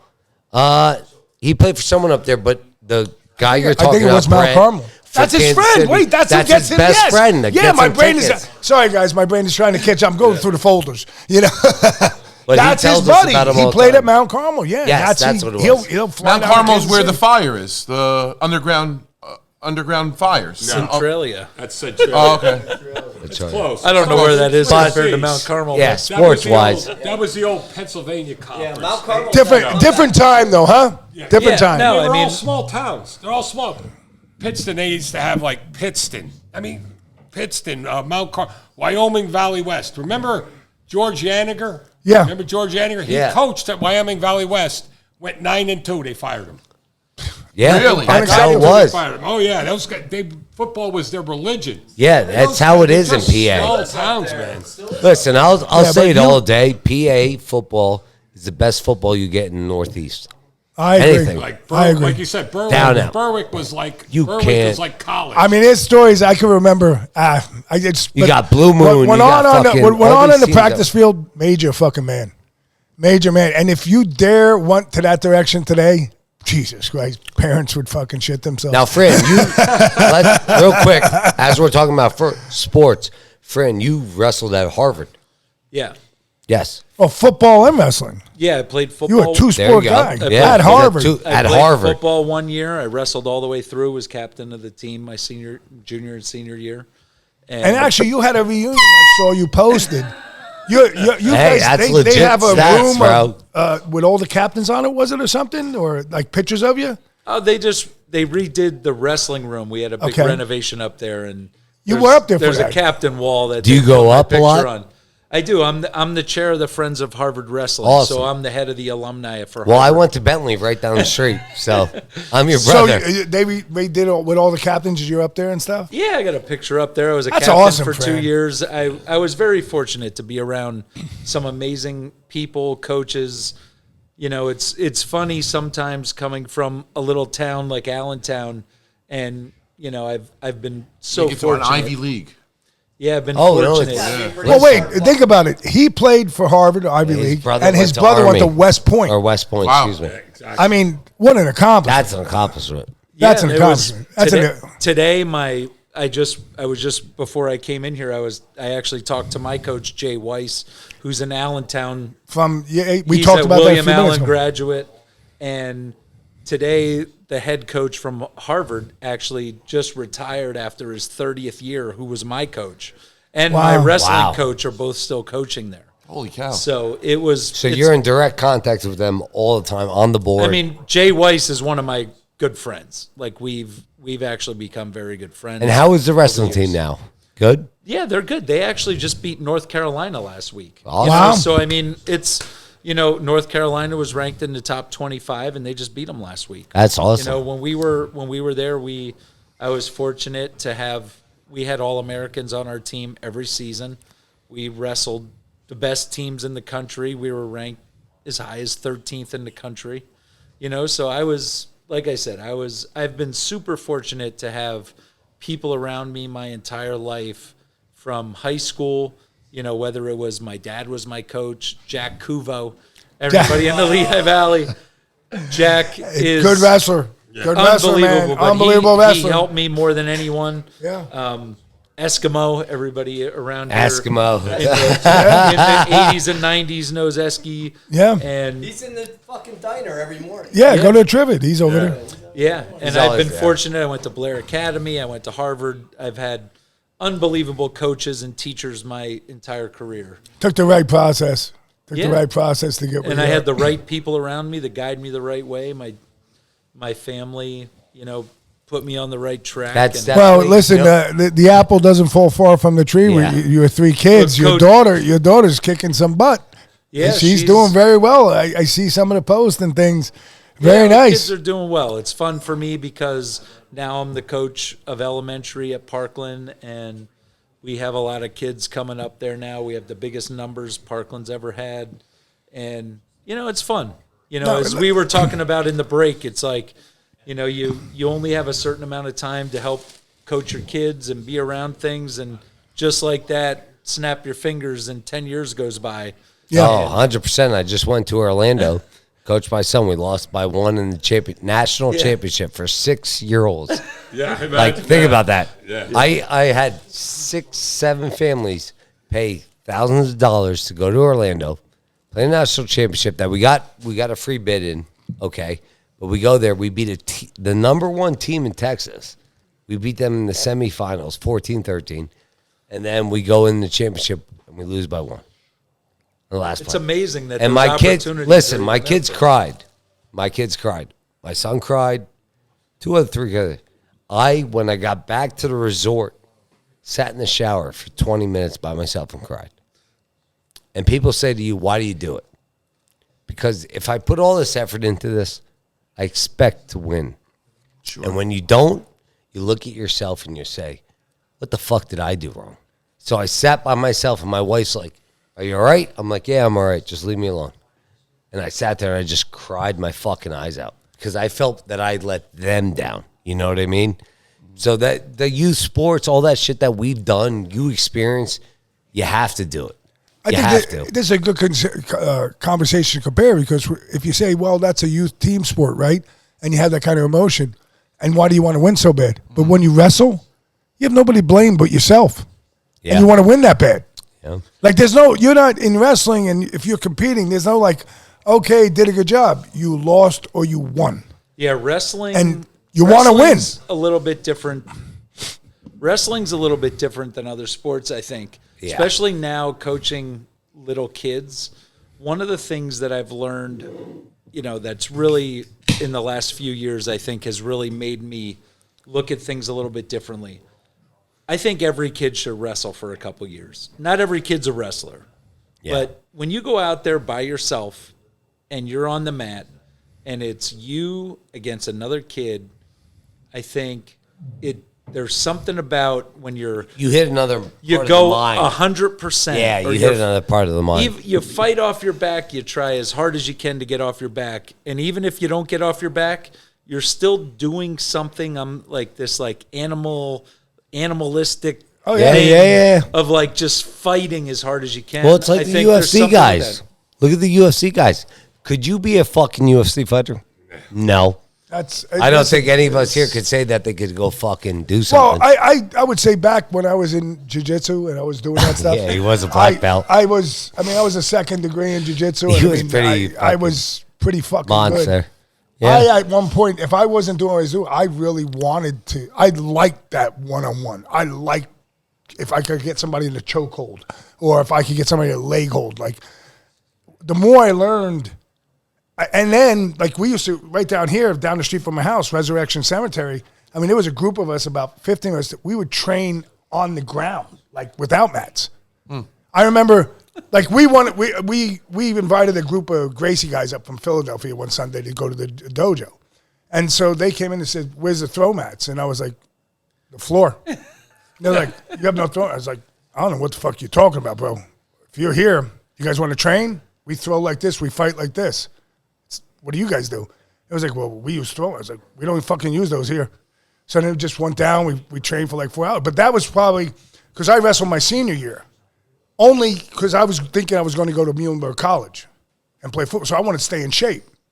So I went out to wrestle, and I just was like, I was content with JV. I was like, I'll be a JV wrestler. I was like, my buddy's going to be the varsity wrestler.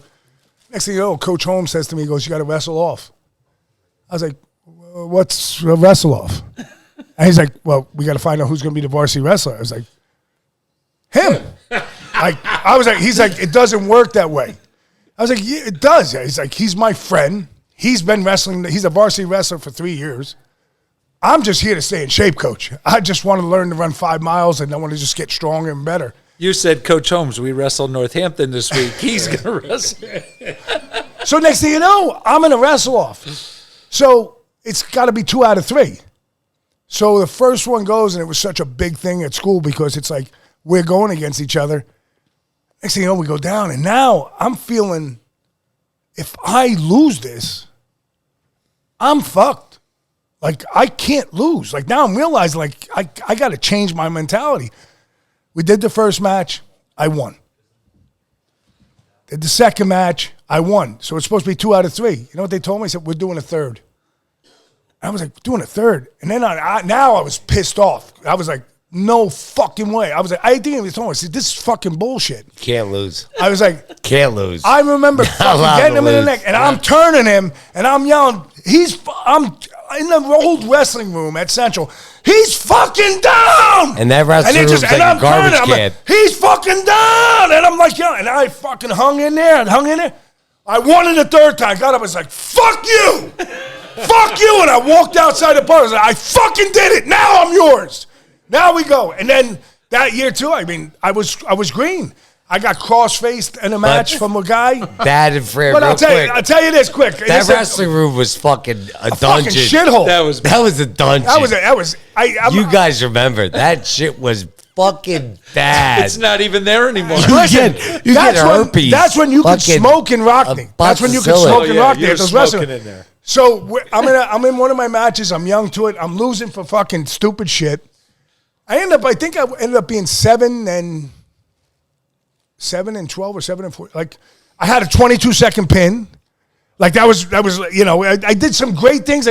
But I remember one of the fucking things I got disqualified for. I think it was I got cross-faced, and what happened was I saw it coming, so I moved, and he hit me right across here, and I'm like, he punched me in the face. I was like, coach, and I was like, Joe, he didn't punch you in the face. They're telling me, I got hit. So now we set up again. He's coming in. Boom, I got hit again. Because I'm pulling out, and he's trying to catch, but I'm like seeing this coming. So I'm like, doesn't anybody see? This isn't wrestling. We're not fighting like this. Third time it happens, comes, boom, right in the face. Blew his nose open. Fucking disqualified. For what? I was like, he hit me. They came out, grabbed me, and I'm fucking yelling. He hit me. I'm in the air. They got me in the air. Benches are coming in. And I'm like, he hit me. And then afterwards, I got explained, but I got DQ'd. So I was like, yeah. I don't know. I won this position that I didn't want. But I continued to wrestle. I had a fucking great time. I'll tell you one thing. To this day, I would have loved to have been a 4-year wrestler because with what I did my first year there, just with no technique, just total fucking raw, I probably would have been somebody good as time went on, you know? Oh, you've probably been great, but you had to go make fucking pizza. I know. Well, you had to work. You had to work. Yeah. That was your job. I know one of the things my dad always says is, you know, his dad never came to watch him do anything. What did he say to you? He was always working. Yeah, but what did he say to you when you went to college? Well, I mean, my dad. Are you and Mike, like, you guys left? Yeah. What was his, like? Well, I remember the first time I ever saw my dad cry, I think was the day my brother left for college. Wow. Well, when I left, my dad cried. So he went to West Point, I cried. and my dad cried. You know, and it was like... We cried all the way home for 5 hours. And my mom yelled at him. Wait, the best was we took his cleats with us. And like he had cleats and sneakers. We were so discombobulated and worried. And we're like an hour out on 84, you know, the Mass Pike. All of a sudden, we realize we got his shoes. Now we have to drive back. No. The best. And then we got to see it one more time. The best part is the night before, right? They pay for your hotel before you get to camp, right? So I get to camp. We're there. We go out to dinner. We come back to the hotel room. I take my shirt off. And at the time... Now, when I was growing up, a lot of people said to me, I was a very good athlete. Mm-hmm. I was all conference, all state, blah, blah, blah. People said to me, you're not going to make it. You're never going to do anything. They said, you're great at, but you just the way you're at. My attitude was just, you know what? Fuck you. You know? And they didn't like that at the time. So they always said that. So when I was 18, I said, you know what? I'm going to get a tattoo on my ribs. It says, fuck you. And when I go to college and I graduate on Dean's List, which I did, and I start for 5 years. He has a certificate. He has an actual certificate from NCAA. Yeah, right? For 4 years in a row. It was 5 years in a row. 5 years in a row. You were a 50-year letterman. Anyways, I get there, and right day before I go to camp, I'm in the hotel. I take my shirt off. I forgot I got the tattoo. and Steve from Quillian. Shout out to Steve from Quillian. Him and Jay put it up, and it says, "Fuck you, my mom." Yeah, she said, was. What did put? She cried. Take your shirt off, She and I went like cried. this. And I put my shirt down, and she goes. She starts crying, and she's like, "Are you kidding She me, was Joe? You let your son get she's fucked yelling at you me. on you." She's yelling like Screaming it's at him, my and I'm fault. like this. And I'm You like did this. Oh, I did oh. it. She didn't. When we drove Whenever back from I there, got in trouble, you he sent got in my trouble. son away from me. I'm not talking to you. You knew. I'm leaving you. Oh, yeah. When we left them there, But you knew. Oh, he was. He would text me, "You asshole! Don't fucking upset your mother because you're gonna get me fucked up."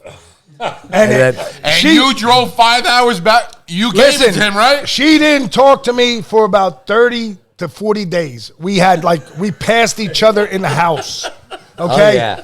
And then here's the one thing. So he goes into camp and he's redshirting. Once he gets into camp, he's like 5 days out, and I'm calling him every day. On the 5th day, I'm like, "How's it going?" Well, you know what how's it going is because when you're in high school, you're involved in everything. Right. Now, he's a defensive guy. So unless you're getting specialties, and he's redshirting. So they put him up against Mackenzie Bernadou. The guy ended up getting drafted to the Dallas Cowboys or whatever. And this is who he's training against every day. A guy that's twice his size. He's just coming out of high school, doesn't have the muscularity to deal with it, hasn't done Get my ass kicked. Getting his ass every kicked. day. From him. And I says, Well, yeah, bro. He's getting fucking drafted in the NFL. I told him, Fucking. "How's it going?"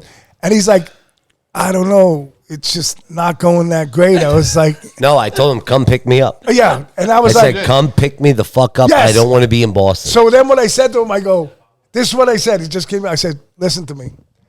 You got a scholarship there. Nobody else is going to be giving you money right now.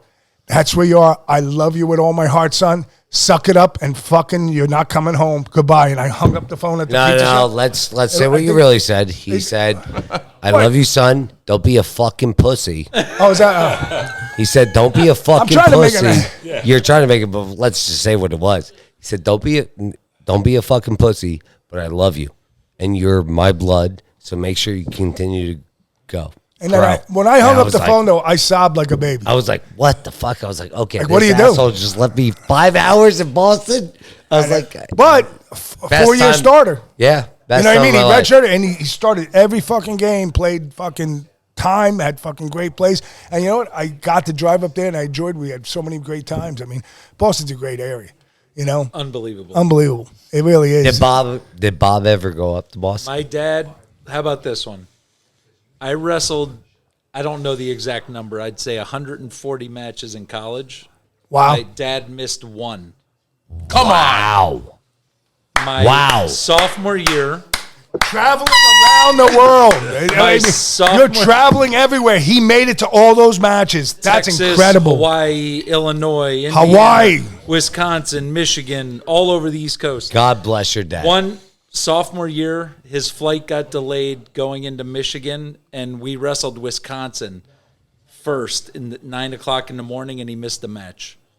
And that was the only match he didn't see me wrestle out of all 140 matches. And you were a wrestler. I mean, he traveled 2 or 3 times, and I made those. But I mean, that's a hardship. Like when you're traveling and stuff, that's not easy to do. And you're traveling. Joe, my last game, my grandfather watched me. 2 feet of snow in New York at Pace University. And he was there, Sal. He's in shorts. My grandfather's there. Yeah, you said the story. Last game, I had an interception.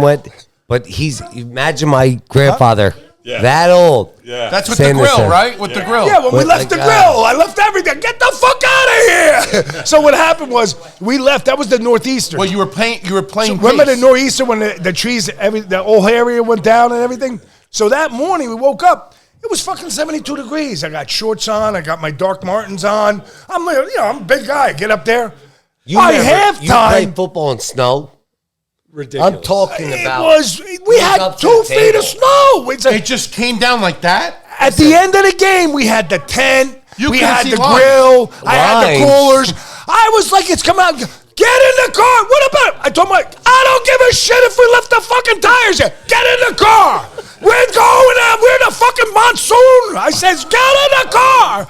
got everybody It in, was left the shit at chaos. pace. I don't know who has the grill, the propane tanks, the fucking Delmonico steaks, the beer, everything. I don't give a fuck. Go. And driving home, there's trees down on fucking 287. That was a 5-hour trip home. I went to New York City. I got fucked Did you have up. the Hummer then? I had my Ford F-150. I wish I would have had the Joe, Hummer. you remember the Hummer? Oh, I was going to say, was The it yellow one? Put it over. Put the mic over.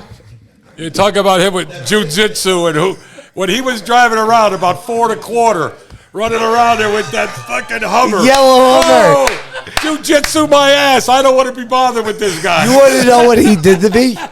So I'm 16 years old. I'm getting my fucking permit. Okay? I've never driven a fucking vehicle in my life. Go get my permit, pass. We're at Airport Road, getting my permit. This motherfucker goes, get in the car. I said, get in the car? What do you mean get in the car? Drive. I said, drive where? Drive back to the restaurant on 19th Street. He goes, you can't take the highway. I'm in the fucking yellow Hummer. I'm in the yellow Hummer. I've never driven a fucking vehicle in my life. He goes, if you hit something, I'm going to fucking fuck you up. Yeah.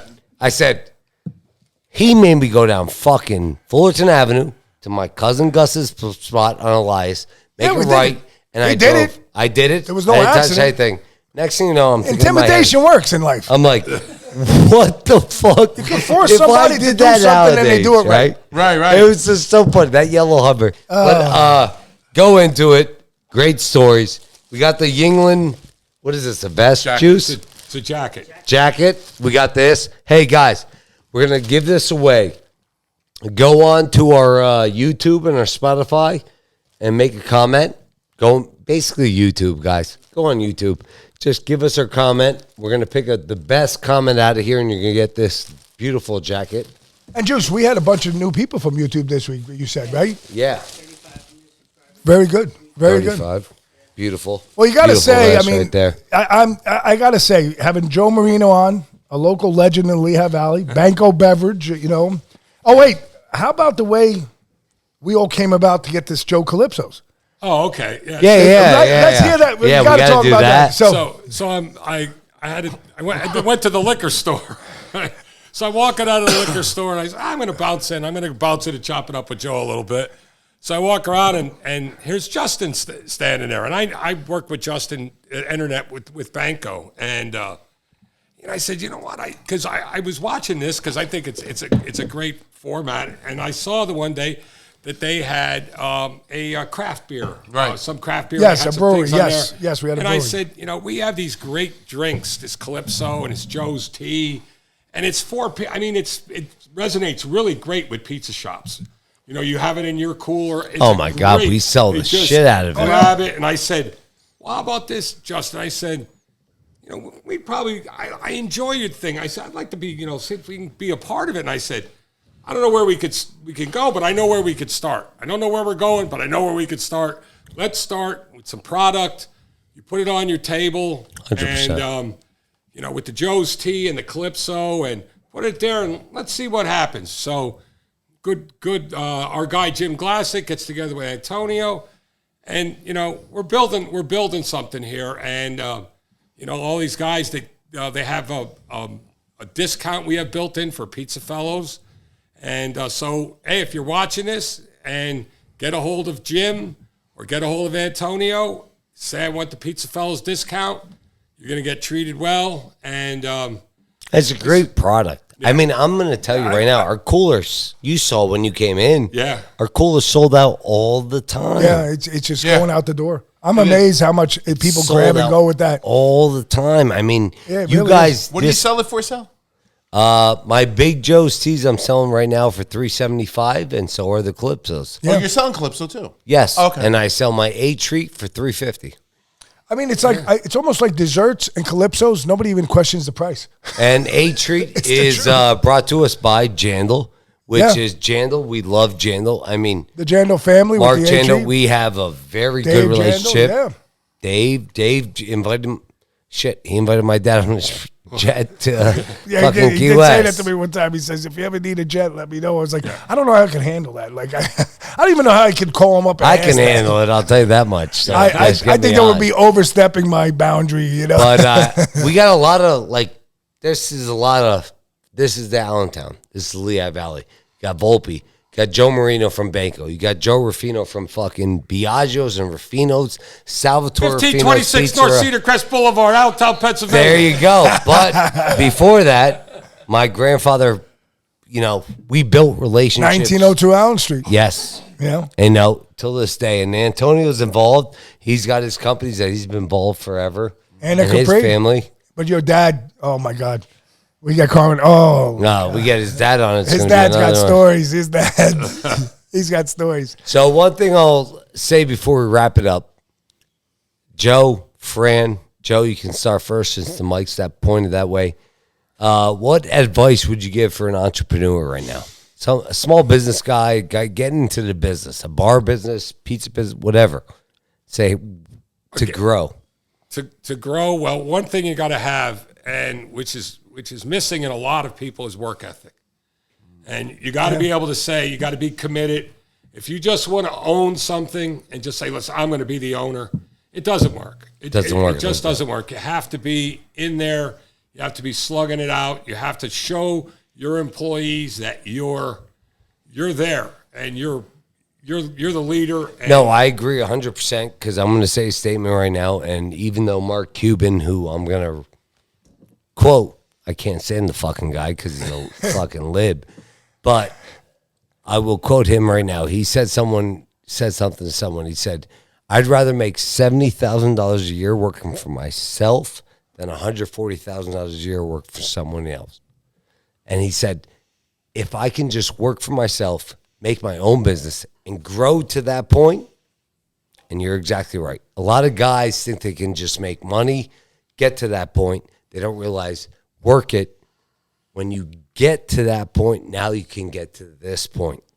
You know what I mean? It's priceless, Sal. It's priceless. So that's great. Yeah, who's next? Who's on deck? Yeah. I think when I turned the clock back 15 years ago when I started my business, I think one of the things that I didn't know at the time that I understand now is I really, just to the point that you guys are making. I mean, I did everything.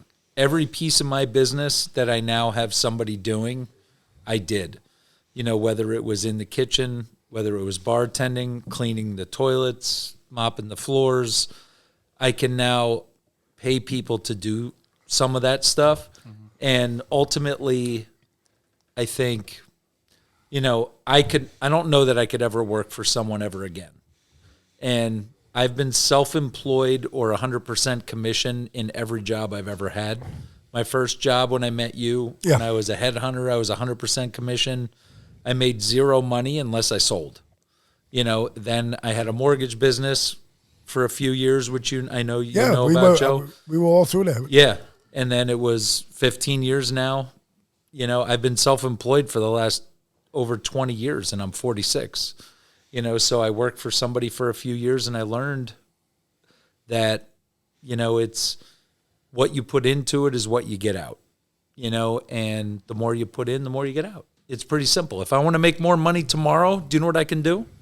Work more. Yeah. And now I'm at the point where I have 3 kids and I'm married. When I started my business, I was single. I didn't have kids, and I can work all the time. Now I have different priorities. I don't want to work as much. Yeah. I don't want to. I want to coach my kids in sports. I want to do. You don't want your things. son to call you at fucking 5 o'clock and say, Dad, I want to see you.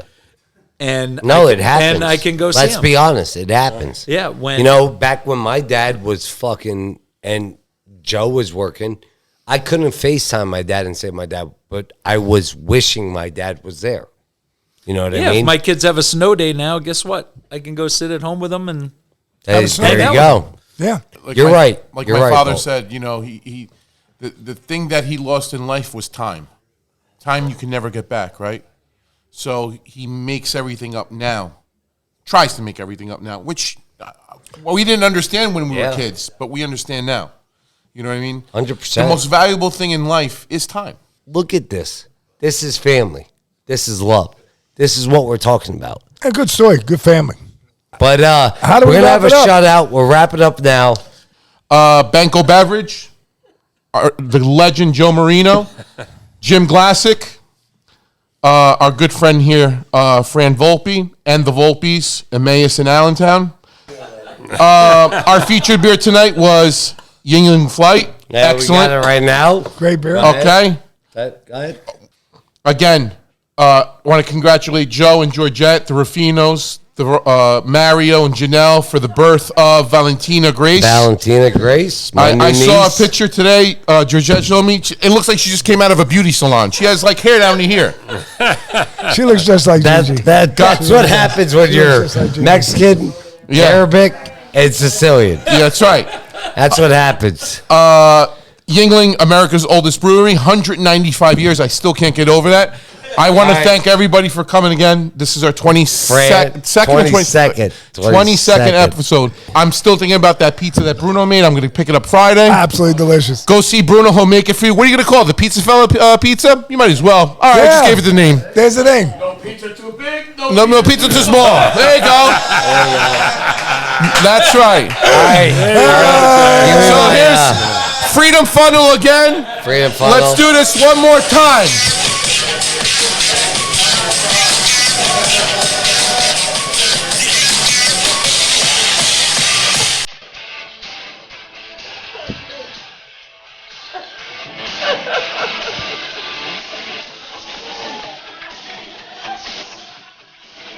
There you go, Sal. Where the fuck is my thing?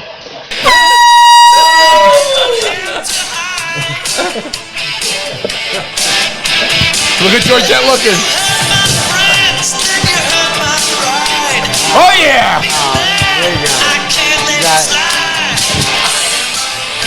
Oh, and Bentley. All right, so PizzaFellas Podcast got crazy. There we go. Freedom Funnel. We'll be there with Hulk Hogan. Guys, remember, subscribe on YouTube, Spotify. It costs nothing. Don't even think it. Just click that little button. Click that bell. Fran Volpe, love you. Joe Marino, love you. Love you guys. Thanks for coming on. Thank you for coming out. God bless and good night. There you go. It's a PizzaFellas Podcast. Turn speakers up, we better have a blast. Grab a drink, fill a glass, light a cigar, come on, let's make it last. Pizza Talk with Sal and Joe, Oliver, Antonio.